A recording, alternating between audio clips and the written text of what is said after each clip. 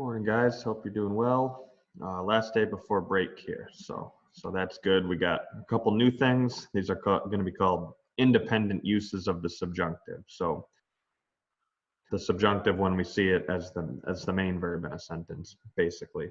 So that'll be a new thing. There won't be homework over break. You have a homework assignment for today, tonight. I don't really care when you get it in. Just get it in at some point before break's over. And it's not long. It's only five problems. Now, when we get back, we've had a lot of new information, and it's complex stuff in the last 2 weeks.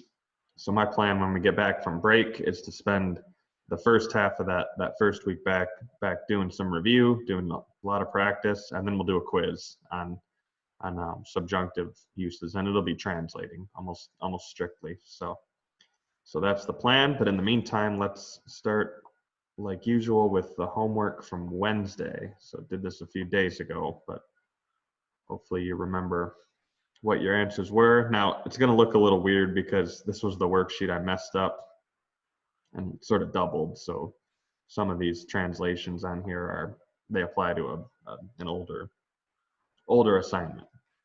But these are the sentences you did on Wednesday. So first one, incole nesciunt quo aiant. Now, aiant, I told you, that's from the irregular verb eo ire, which we briefly learned for the National Latin exam, but we haven't seen it very much. So I ID'd that for you. It's going to be third plural present subjunctive, active. So the sentence is,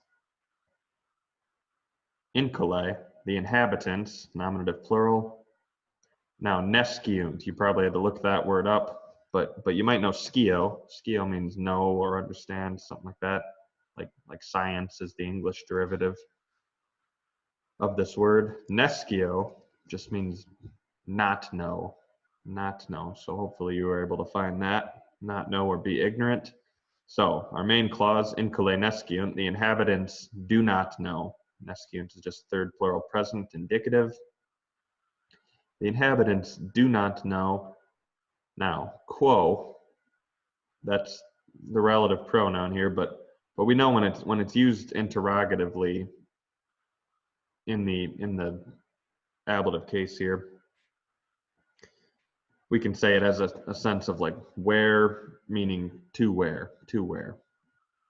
Okay, so the inhabitants do not know where they are going. They do not know where they are going. And aiant then is that it's in the subjunctive because it's in an indirect question, and it's third plural. So on its own, they go, right?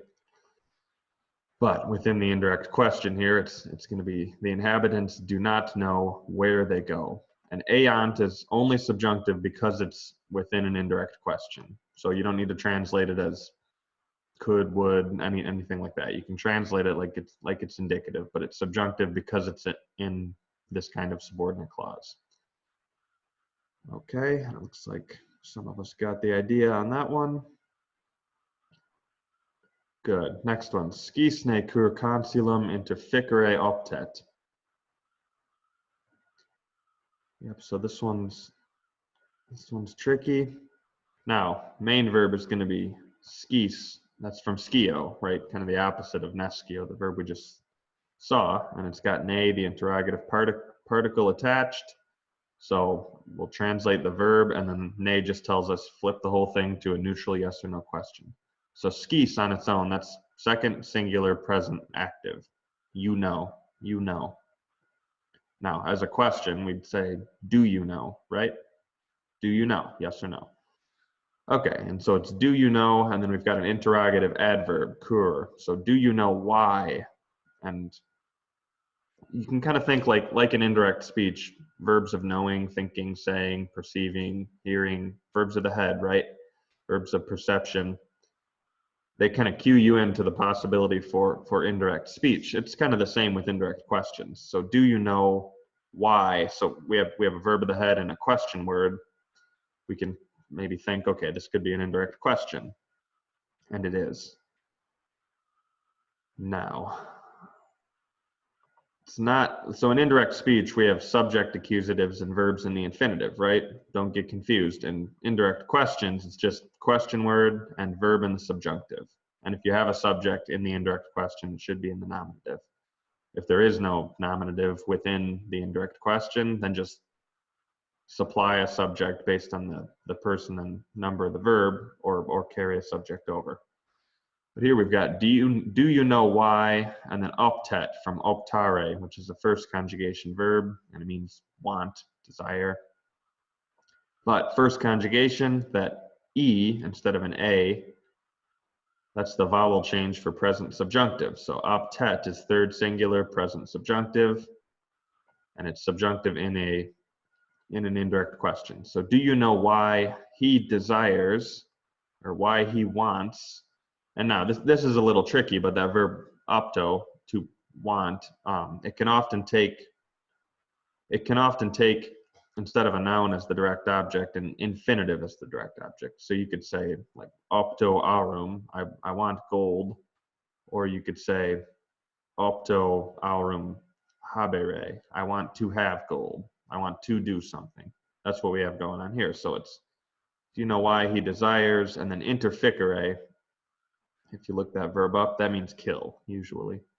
So do you know why he wanted to kill consulem, the consul in the accusative? Now, consulem is acting as the object of interficere, that infinitive, which is acting kind of like the object of optet.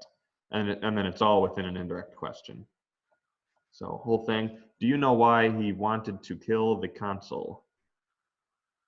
And again, it looks like we're close on that, and little bit off for most of you. And again, I know these are difficult. Okay, next one. Scio quid agricola pulchre lupe dixerit. So our main verb, just scio again. I know, that's first singular present. I know, and then we have our question word, an interrogative pronoun here, I believe. So I know what. I know what. Now we have a nominative singular that can be our subject within the indirect question. So I know what the farmer, let's try to find our verb now, what the farmer dixerit. So that's going to be from dico dicere, right? The X shows you it's the perfect stem. And so by form, this could be, okay, so perfect stem, dix plus erit, right? That looks like a future form of the verb to be. Now, by form, that word dixerit could be third singular future active indicative, could be that, or it could be third singular perfect active subjunctive. Now, since we're in a purpose clause, or pardon me, an indirect question, I'm thinking it's going to be subjunctive. So let's take it that way, third singular perfect subjunctive. So I know what the farmer said. Now we're going to come back to translating that verb and why I did it as said rather than says in a minute. But I know what the farmer says. Pulchre lupe. Now that could be dative singular feminine, or genitive singular feminine, or nominative plural feminine. I'm going to go ahead and take it as a dative indirect object. Just because we don't need a nominative plural because we have a third singular verb, and a genitive doesn't really fit, but an indirect object might be nice. So I know what the farmer said to the pretty wolf. It doesn't make sense, I guess, but that's what it says, right? Don't second guess the Latin. Now, so we have an indirect question, right? Let's look at the main verb and think primary or secondary sequence. And it's present tense, so we're in primary sequence. A primary sequence indirect question. Now we know the perfect subjunctive in primary sequence denotes action that takes place prior to the main verb.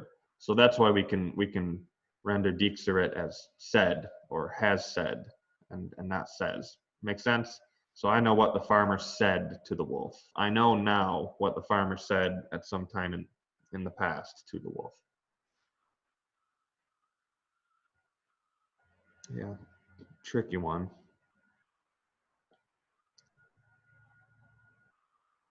Okay, next one. Intelligebat puellaque lupa fermentum ederet. All right. So our main verb is just going to be intelligebat, right? And that should be easy to recognize as third singular imperfect active from intelligo, which means understand or know generally. And we have a nominative singular subject that can be the subject of that verb. So there's our main clause. The girl knows, or the girl understands. Pardon me, was understanding, imperfect. The girl was understanding. And we have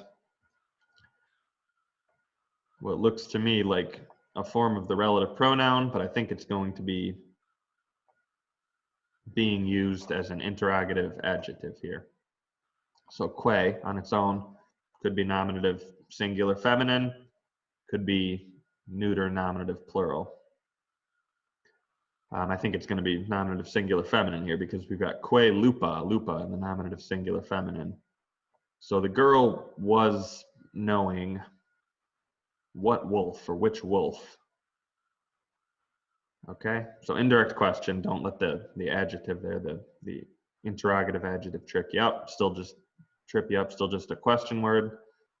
So what wolf, and let's jump to our verb, ederet. Now I might have had to look this one up.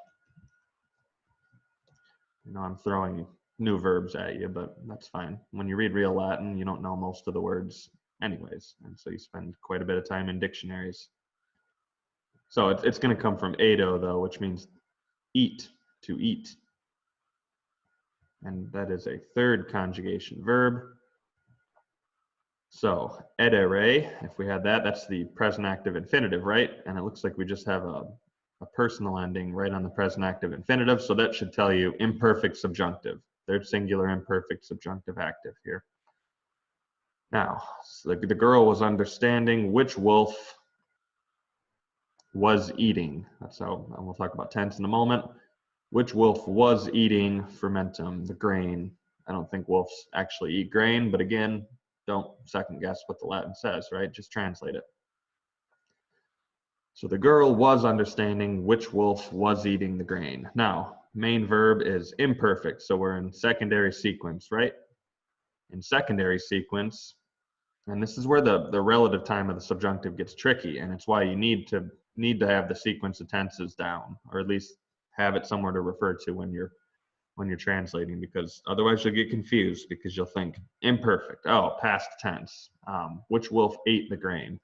But that's not how it works in the sequence of tenses, right? So in secondary sequence, what the imperfect subjunctive within a subordinate clause tells you is that the verb in the imperfect subjunctive is happening simultaneously with the main verb. So our main verb is she was understanding. We've got to take the imperfect subjunctive as was eating. Okay? If we wanted to say she was understanding which wolf ate the grain and have that idea of the eating being prior to the main verb, we would need a pluperfect subjunctive, right? So in secondary sequence, it's imperfect and pluperfect. In primary sequence, it's present and perfect, right? Don't lose sight of that. But here we've got the girl was understanding which wolf was eating the grain. And at the same time as she's understanding it, the wolf is eating it. Yeah, and so I see some people taking that imperfect subjunctive as a prior idea. Had eaten, might have been eating. Yeah, that's close. The girl was perceiving that the wolf would eat the grain. I'd take a future idea too. Yeah, okay. So that was all that homework. Okay, good. So hopefully that makes sense. And I know a lot of these indirect discourse kind of subordinate clauses, which are all noun clauses. So remember that. Okay, now today we're getting into this idea called independent uses of the subjunctive. And we're learning this a little bit out of order, like the way I learned it. You get subjunctive morphology and then you do independent subjunctives first, but our textbooks kind of do the purpose clauses and an indirect discourse before you get independent subjunctive uses. So it doesn't matter. They're all things to learn. So independent uses of the subjunctive. What does that mean? Mainly, it's that we see subjunctives a lot in subordinate clauses, and there's a lot of different kinds of subordinate clauses. But there are times when the subjunctive is used independently, we say. So used in main clauses, and there's really 4 ways that I'm concerned, about how the subjunctive can be used independently. Okay, and that's what we're going to go through now. So the first one is called hortatory subjunctive. Hortatory. Now, this is used for giving commands, if there is such a thing, in first person. So remember, first person, I, we. It's the way you give a command to yourself or to the group that you're a part of. And you think of the English word exhort. Exhort is derived from, or pardon me, cognate with hortatory, I think. So, and what's an exhortation? It's when you like get the group moving. So the equivalent in English is something like if you play on a sports team, you hear a lot of this, like, let's go guys, come on, let's go, let's get moving. Or you can say that to yourself too. So like, come on, I gotta finish this paper, let's go. Right, and that's an exhortation in English. So Latin can do the same thing, and it's pretty simple. So hortatory subjunctive is just going to be the present subjunctive in the first person singular or plural. And when it's positive, it's just the subjunctive. When it's negative, it's negated with nay, nay. And so you translate it with the word let in English usually. So like let's go, guys, let us go. Okay, and just a clue on all of these. If you see a subjunctive verb and it's not within an easily identifiable subordinate clause, like a relative clause, a characteristic, or a purpose clause with ut, or an indirect question, and so you don't really know what to do with the subjunctive, these are some possibilities. Okay, so hortatory, some examples. Regamus ab agricoles.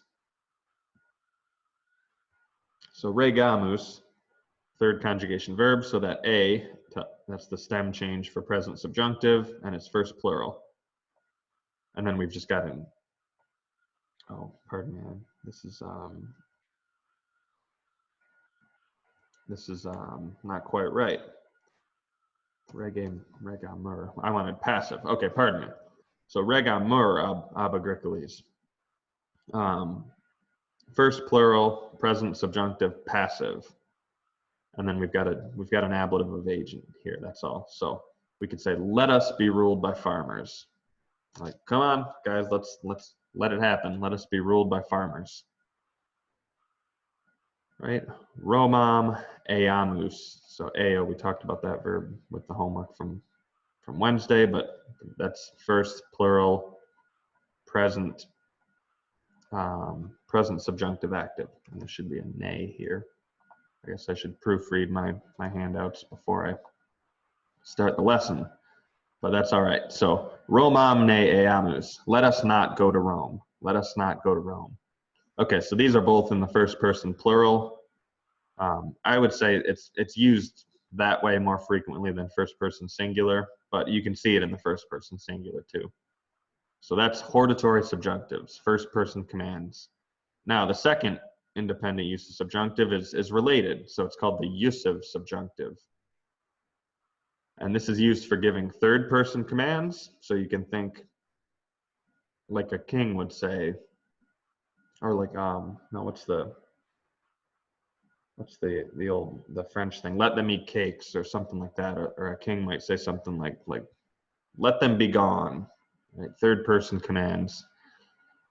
Okay, that'll be jussive subjunctive. Also second person negative commands. So because we have the imperative mood, right? So just the way to say in the second person, do this verb.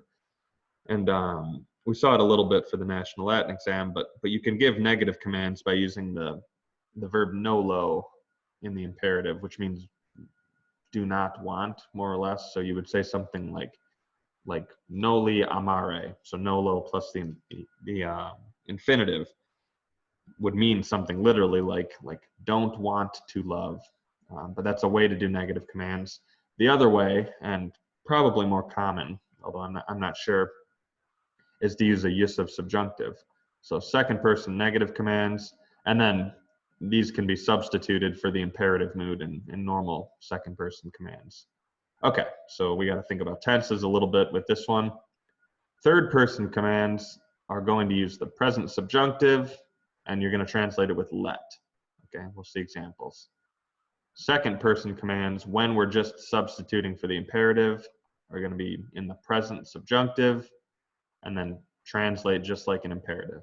Okay, and then second person negative commands, these can be either in the present or the perfect subjunctive, present or perfect, and translate like a negative command. So do not. Okay, these are also called prohibitions. Negative commands are prohibitions. So some examples.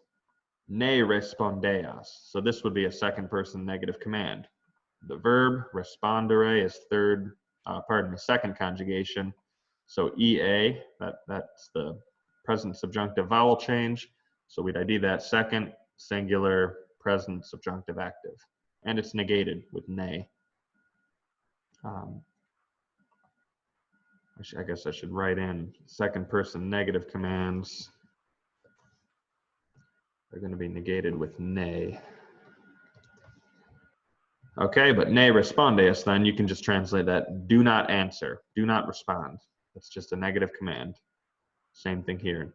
Ne accedatis. So third conjugation verb, that a tells us it's present subjunctive, and then we've got the second plural ending. So do not approach in the plural. Just a negative command. I'll put that in parentheses on the other side of the period. Okay. You can also substitute jussive subjunctive for the imperative. So dikos, second singular present active subjunctive. You can just say speak, right? Just a command, just a regular old command. Seat. So that's from to be, right? SIT, that's third singular present active subjunctive. Okay, and this is that third person command idea. Let it be, okay? Let it be, let it exist. Here is another third person command. So agricole lupas appugnant. Appugnare, first conjugation verb. So the E tells us that's the stem or the vowel change for present subjunctive. So third plural present subjunctive active. Agricole is going to be our nominative plural subject. And we can take it as a jussive subjunctive, a third person command. So let the farmers attack the wolves. Right, and if this were in the indicative, so just one letter, appugnant, the sentence would be the farmers attack the wolves, right? And that's indicative mood, which means fact, it's really happening. The farmers are attacking the wolves. If we change to the subjunctive, which just one letter here, we can take this as a third person command. So let the farmers attack the wolves. Okay, so that's jussive subjunctive and hortatory subjunctive, both versions of commands or kinds of command.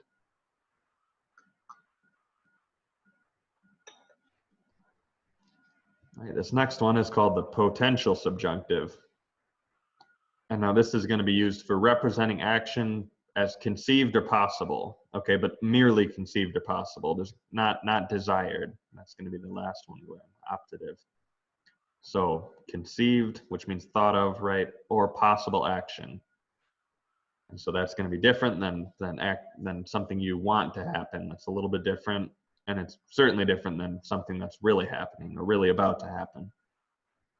Okay, and just be sensitive to these different shades of meaning, because there is a difference between conceivable action and desired action. Okay, so the potential subjunctive has no exact equivalent in English, but can be translated, and you got to use context here. with the auxiliaries would, should, may, might, can, or could. Okay, so all of those are kind of on the table. I'm going to try to lay out when you should basically use each one of those. Okay, like we said, the potential subjunctive represents action as conceived or possible. Known is used for negation. So pay attention to known versus nay for negation. Potential subjunctive is going to use known. Okay, so the tenses of the subjunctive that we use for this are as follows. If we're talking about present or future time possible action, we're going to use the present or the perfect subjunctive. Present or perfect subjunctive. And we're going to translate with might, could, or would. Okay, we'll see examples in a moment. If we're talking about past time conceived or possible action, we're going to use the imperfect subjunctive. Translate with might have, could have, would have. So something that was possible in the past, and we're talking about it in the present. Okay, so some examples. Agricolae audiant. Agricolae nominative plural, audiant. Third conjugation I stem, fourth conjugation verb. IA is the present subjunctive vowel change. So we could say, the farmers might be hearing. They might be listening. And see how you just have a subjunctive kind of hanging out on its own. It's not in a subordinate clause, clearly, because it's the only verb. It's going to be the main verb. You can take this as potential subjunctive. The farmers might be listening. They could be listening. Okay, erps viderator. So erps nominative singular feminine, viderator. That's right. If you take off the ending tur, third singular passive, videre is you should recognize as present infinitive. So that should tell you imperfect subjunctive. So the city might have been seen. The city might have been seen. And again, it's an independent subjunctive use. We can take it as potential, and if it's an imperfect subjunctive being used independently, we're going to translate might have, could have, would have. So the city might have been seen, the city could have been seen, stuff like that. Okay, literas mitam. Mitam, first singular present active subjunctive. I might send a letter. I could send a letter. All right, it's a possibility. And then one negated here, non sentirem. So what tense is the subjunctive here? Sentire would be the infinitive, and this is a fourth conjugation verb, but it's just an ending added to the present infinitive. So I could not have been perceived, or I might not have been perceived, or I would not have been perceived. Past time potential with the imperfect. Okay, so that is potential subjunctive, and now last one here is called the optative subjunctive. And now a big clue for what these do is the Latin verb that optative comes from. It's from opto, optare, which means want or desire. So the optative subjunctive is going to be used for wishes. And it's funny, Greek actually has a mood called the optative. So they have the subjunctive and the optative, and the optative is used for this thing. Latin just has the subjunctive, so they use this independent subjunctive construction to talk about wishes. So optative subjunctive expresses a wish, which is desired possible action. So you can think potential is possible action. Optative is when that possible action is desired. Okay, can be introduced either by the adverb utinam, so utinam, just think optative subjunctive, or nothing. So these can be just subjunctive verbs on their own too. You'll see both.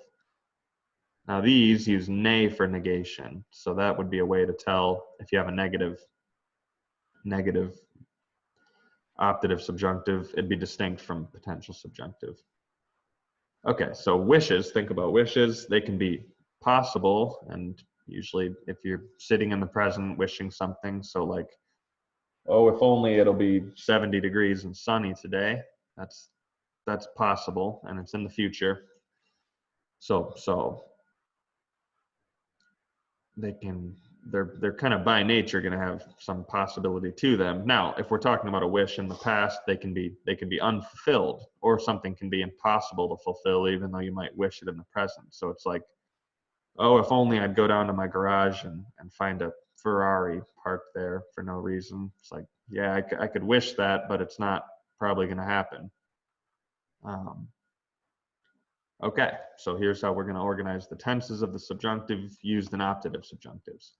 So if we're talking about a future wish capable of being fulfilled, which you kind of have to make in the present, right? Because wishes are always going to be future relative to where your subject is sitting. So a future wish that's capable of being fulfilled. It's going to use the present subjunctive. And we can translate it as either if only blank would happen, or you can say may. So if only the restaurants would open back up this evening, or may the restaurants open back up, right? That's a future wish that could possibly happen. Present subjunctive in Latin. Now, a present wish incapable of fulfillment. So something that you wish for now that will not happen, and you're pretty sure it will not happen. We're going to use the imperfect subjunctive for that idea and translate as if only blank were happening. And don't get confused. You hear the difference, right? So you might be thinking, like, if only he would stop talking about this, that would be a future wish capable of fulfillment. You know, I might just stop now, have a good spring break. If only he would stop talking about this.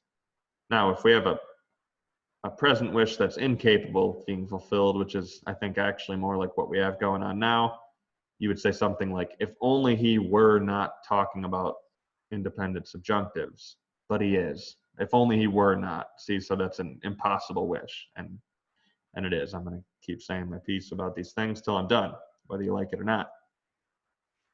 That's going to be imperfect subjunctive. If only blank were blank. Now, we can also talk about past wishes that are obviously incapable of fulfillment. And that might sound confusing, but if we're talking about a wish in the past and we're still talking about it like it's a wish, I think it's de facto it didn't happen. Or by default, it didn't happen. Because otherwise, we would just talk about it as something that happened. Does that make sense? I think that's how it works out. So a past wish incapable of fulfillment will be the pluperfect subjunctive in Latin. And so we haven't seen that with any of these other independent uses, but pluperfect subjunctive. And we're going to translate like, if only blank had happened. So, yeah, if I said I want to give you a quiz after break, you might think, if only I had studied this stuff a little more diligently, then I would be doing well on this quiz now, right? So past wish, incapable of fulfillment. Okay, a couple examples then. Eam amavises. So eam, that's just the pronoun, right? Accusative singular feminine. And amavises. So hopefully you see the perfect stem of amo, amav, and then we've got that perfect active infinitive ending there, isse, and then a personal ending attached to that. So that should tell you this is a pluperfect subjunctive. And we can take it as a past wish incapable of fulfillment. So great. If only you had loved her. Second singular, pluperfect subjunctive. If only you had loved her. With the implication that you didn't, and then something like she left you. That's kind of the idea behind that sentence. Okay, next one. Utanam. So these all can be introduced with utanam or with nothing. Wishes can be introduced with utanam or nothing. And so same sentence, just with utanam. So utanam eam amavises. If only you had loved her. So you'll see both. All right, liberareris. There's just one word, but let's just ID it, right? And it's a good idea always, especially now that we have all these subjunctive uses, ID your verbs and then think through the possibilities. What could this be? What seems most likely?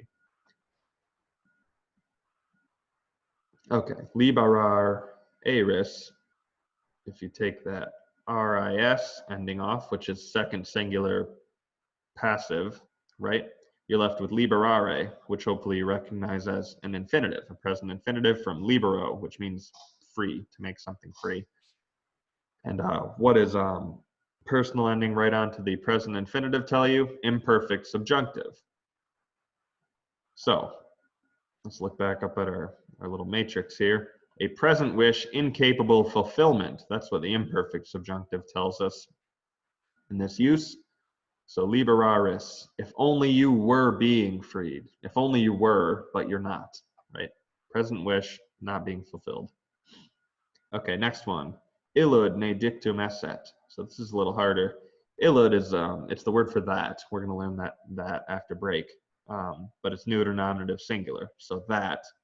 Now we have ne, which tells you hopefully this is going to be negated, whatever it is.